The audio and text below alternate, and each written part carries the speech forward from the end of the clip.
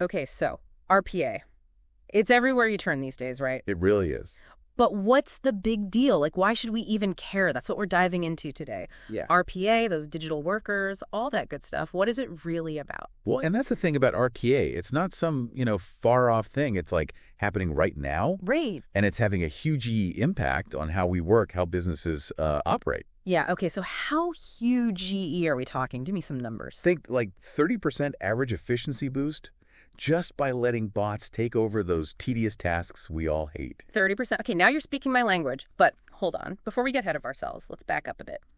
Can you break down what RPA actually is? Like, how do these software robots actually work? Okay, imagine this.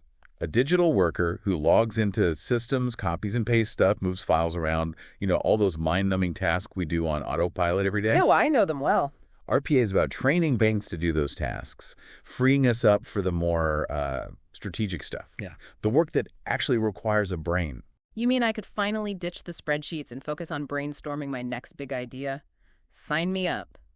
But seriously, this isn't just about making our lives easier, right? It's about businesses, entire industries, changing how they operate. Exactly. We're talking streamlining processes, slashing those errors nobody likes, and saving mountains of time and money. Okay, so huge GE impact. That's why everyone's jumping on the RPA bandwagon. It's a big reason, yeah.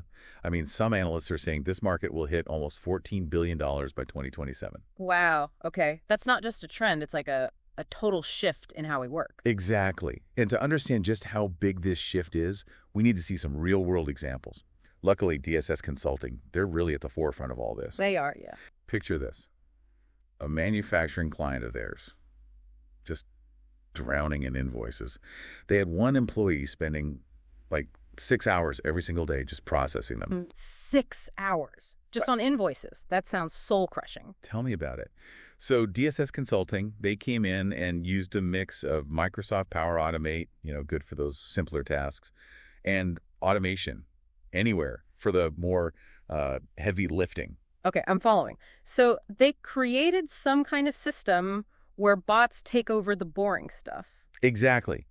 These bots actually use things like optical character recognition, OCR. I've heard of it, yeah. So they can actually read the invoice data and put it into the company's system. No more manual entry, no more typos, no more wasted hours. Right, so they save some time, but how much are we talking? Did they manage to cut those 6 hours down at all? They did a little better than that. How does 30 minutes sound? 30 minutes? You're kidding. That's, what, a 90% reduction? Sounds like that, yeah. That employee must have been over the moon. But, I mean, that's invoices. Not every business process can be automated like that, right? You'd be surprised. RPA can really be used for so many things across different industries, functions, all of that. Okay, so pretty versatile. Yeah. But I think seeing it in action is what really makes you understand. See, that's what I love about this. It's not about replacing us. It's like working smarter together, These robots are like efficiency machines. Exactly. And like I said, this is just the beginning. Yeah, it's amazing to think about where this is all going. Right. And as this technology gets even better, we're going to see even more creative uses for it. Okay, but let's get real for a second. You've mentioned like Power Automate, UiPath. I imagine there are tons of these RPA tools out there. How do you even choose? It's like trying to pick a power drill when you don't even know what a screwdriver is. I like that. And you're right. The market is exploding with options. Yeah. Each one has its own strengths, weaknesses. Mm-hmm. What's best really depends on what the business actually needs, how complex the process is, the budget. So no one-size-fits-all solution. It's all about finding the right tool for the job. But for someone just starting to learn about all this, can you give me a quick overview of the big players? Like, what are their specialties? Okay, so we talked about Microsoft Power Automate, right? Right. That's a great starting point for a lot of businesses. Really user-friendly. Okay. Integrates well with all the other Microsoft stuff. Good for those simpler, more rule-based automations. So Power Automate, that's our friendly, beginner-friendly option. Got it. What about businesses that need something more, robust? Then you're looking at something like Automation Anywhere or UiPath.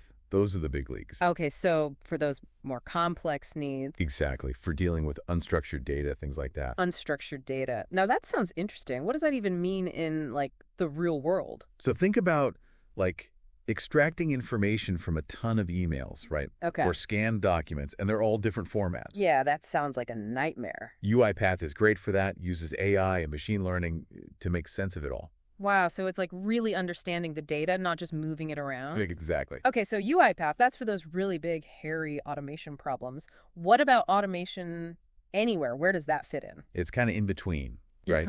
Not as simple as Power Automate, not as complex as UiPath, Okay. but it's got a good balance. It's known for its analytics, which are really powerful. Analytics. So you can like track how the bots are doing, see where the bottlenecks are. Exactly. You can even get predictions, insights. It's about continuously improving, not just automating. I love that. It's like taking all this data and actually making it useful. That's the goal. Okay, so we've covered a lot of ground here. All this talk about robots and automation. It does make you wonder about the future, though. Are we all going to be replaced by bots? Is this like the start of some robot uprising we've seen in the movies? I don't think we have to worry about that just yet. Okay, good.